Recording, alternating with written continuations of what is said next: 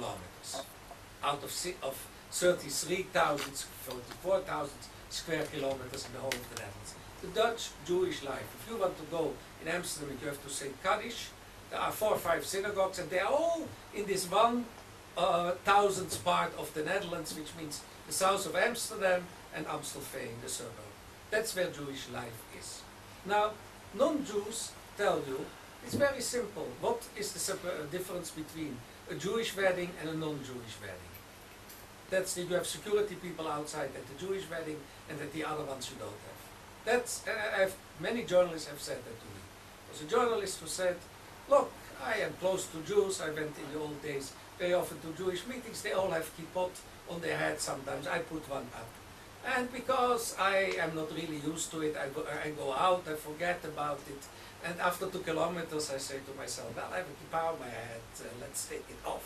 I'm no longer in a meeting." Now he says, "Never happens to me because I go to the memorial meeting on the 4th of May. The Jews take off their kippot as soon as they are out of the building. I see everybody taking off his kippah. It happens to me also." So you have a situation. Look, I talked to one of the most prominent former Dutch ministers, who said to me a very interesting thing. He says, "Jews should not stay in the Netherlands. They are not welcome here." Oh. He said, "They're not welcome here. I lived in Africa. I told the Indians there, you are not welcome here. Be smart. Get out of this country. There is no future for your children. Go to the United States, which is the best.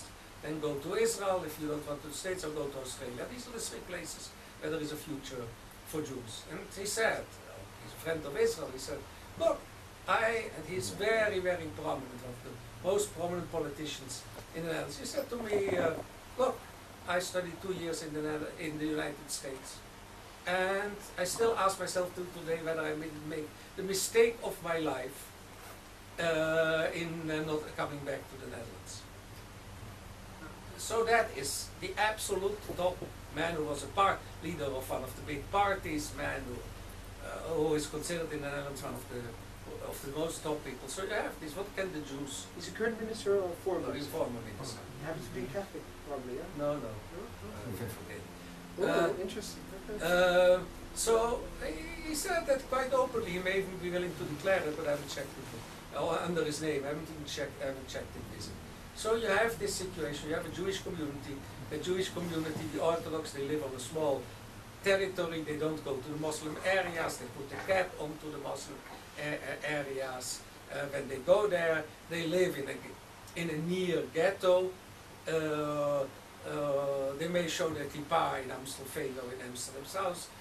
They have a cap, the few Orthodox Jews, and that is the reality. And they have a good living because these are relatively affluent.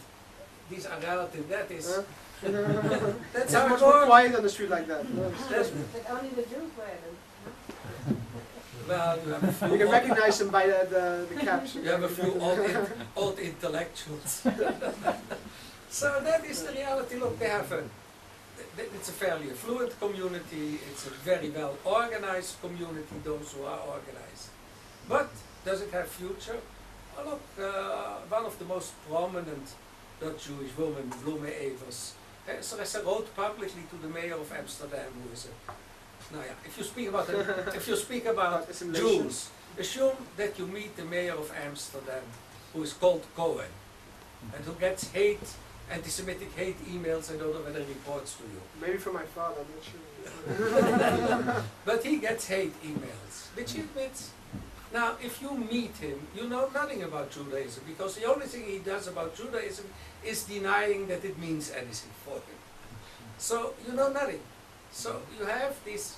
Now Evers wrote to him in 2003 an open letter saying, I hope my children will leave this country, and I advise them preferably to go to Israel. The others think that and do that, but they don't say it publicly. And then Evers said to me, look, ultimately we will end up here with a few Chabad figures who will stay in this country. That will be Jewish life. Here a few Chabad rabbis with a lot of children and with a small community. Will that mean anything? She doesn't know, she says. I have I have 6 children, one has passed away, there is one still here. I hope my 10 grandchildren in the Netherlands, some have already left. I hope they will all soon leave. That's what we're doing. The people have a job, live on their job till their pension, and then they, if they have children abroad, they move to the children abroad, and otherwise they try to live in the 30 square kilometers where Judaism has a meaning. Also, in general, Dutch society also in general has to be seen as a very pacifistic society. So I mean, Dutch Jews organizing themselves, you know, it's for self-defense. It's like slight contradiction in terms. It's pacifistic, but there's a lot of physical abuse against Jews. Against them, yes, but they won't resist. Well, where's the physically. pacifism of the society, the general Well, society? there is a Jewish, There's obviously a security firm. Yes, but it's a security firm. It's not like. It's not self-defense, it guards the synagogue. Yeah. no, but But no, 20 years ago they had self-defense. Yeah. Hans Knoop was an army with self-defense. sure. Some may, yeah, And Michael Botstem and Philip. yeah. No, what I was just saying is that if there's a violent element in the white Dutch society, Sure. that's not pacifist. And we know. Well, but in general society is very passive. I mean, if you compare, it's a Netherlands, Denmark, and Sweden. If you look at their, you have like these cultural dimensions, right? Like masculinity, femininity, group identity, individual identity, like these kind of things. I mean, Netherlands and Denmark and Sweden are like the top when it comes to being a feminine culture. Murdering? Murder rates. I'm not sure. 250 per year. On which? On 16.5 million, 17 Say million. they are, they are, no, they're not even, they are very, very low. Uh-huh. Very low murder rate compared to South Africa. which is like America on the 10% of the population. Yeah.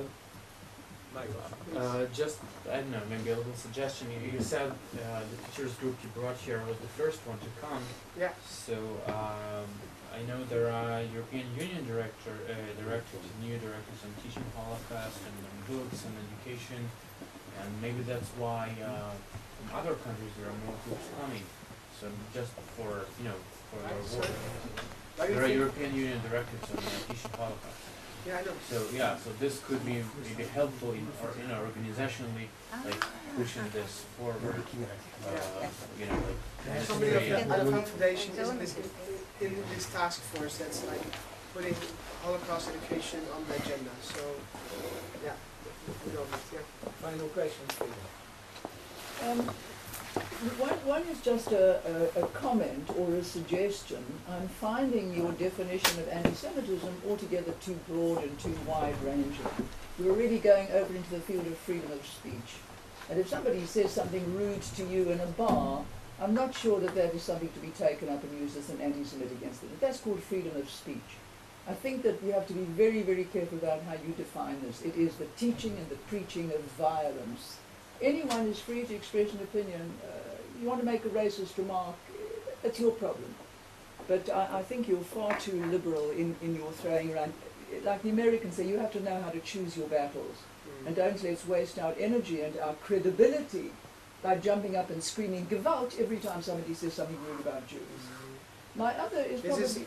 But then you also have a different legal culture, because of course discrimination in the States, so when it's something racism discrimination, it's only when some of these expressions have led to somebody actually doing some violence with a person, right? Well, that to comes an under act. the headline of teaching and preaching. Of Exactly. preaching In Europe, we have it goes to as far as to what kind of expressions are allowed.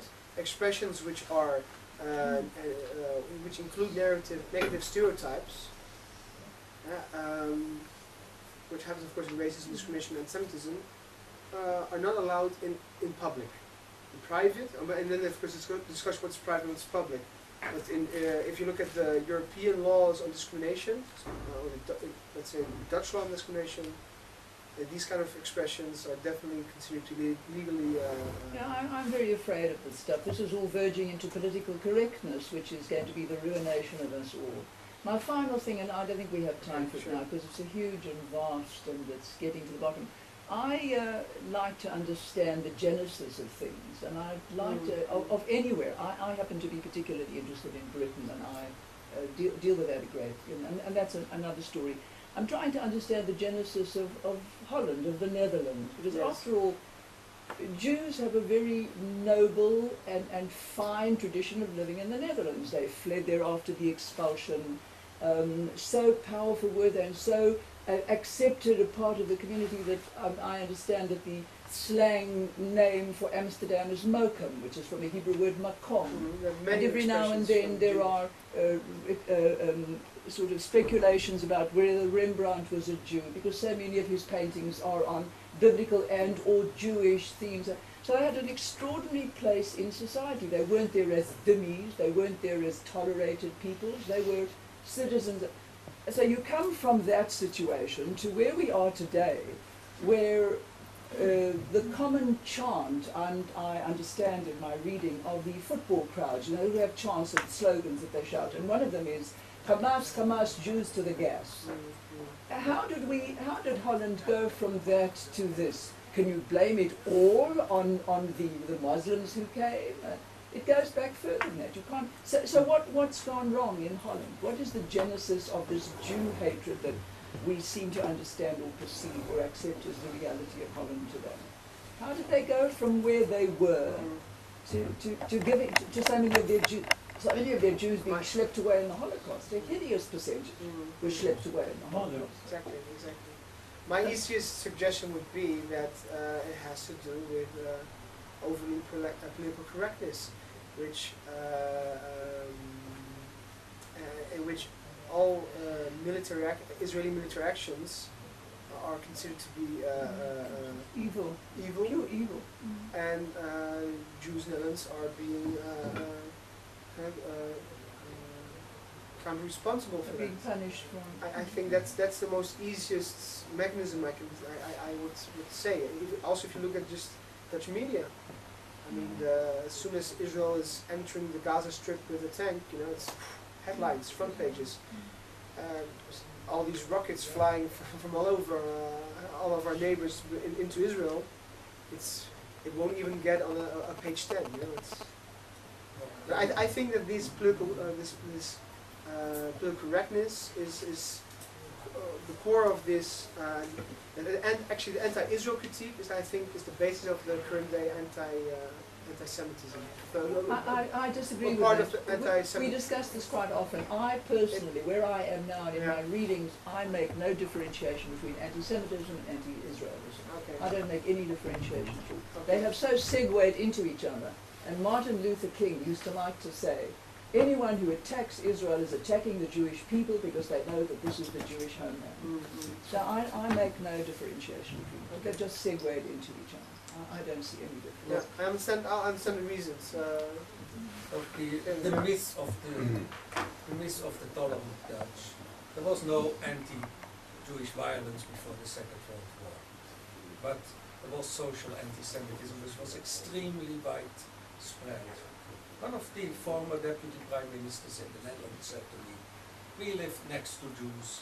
We were a decent family. I had even a Jewish uncle who had married in. And despite of that, whenever we had an anniversary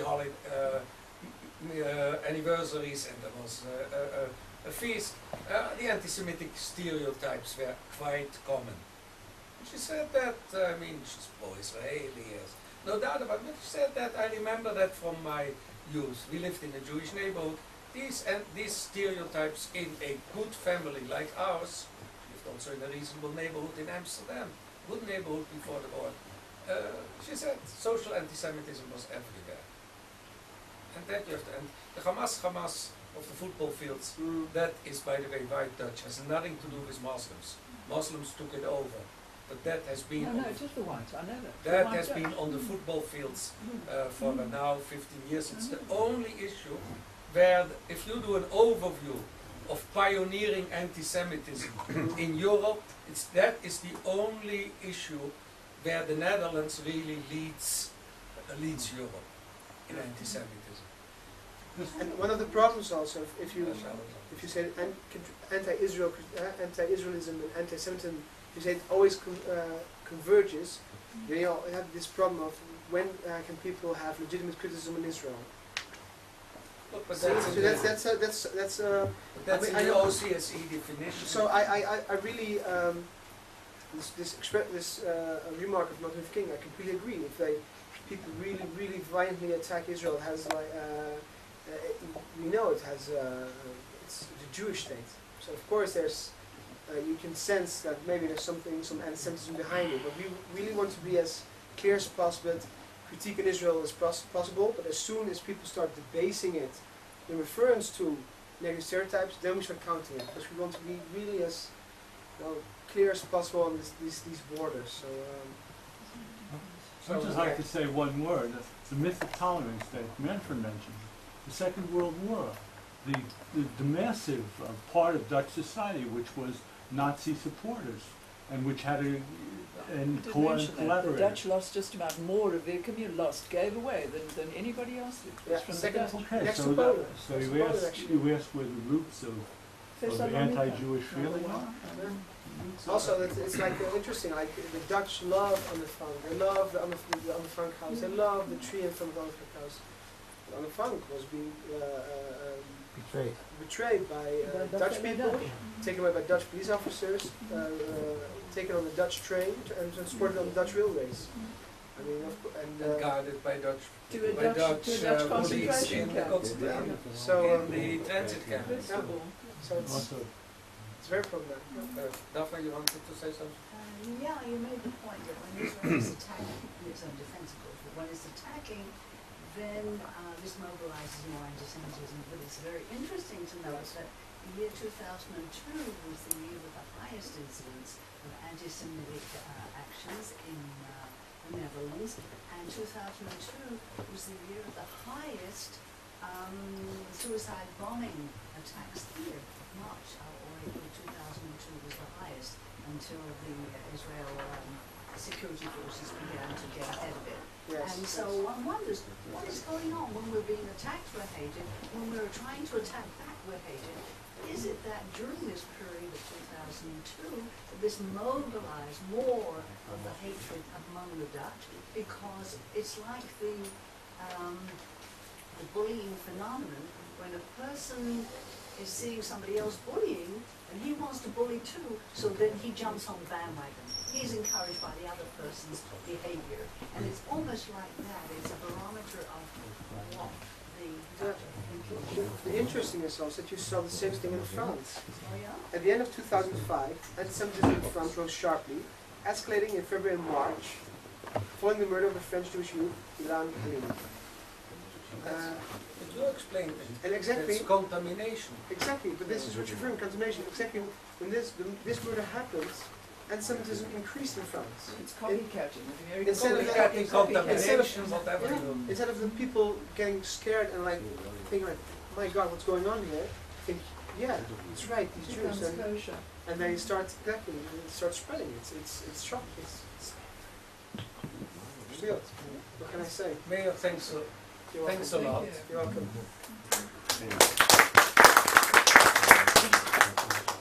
And we hope to have you back next year with good news. Well, it would be good for the website.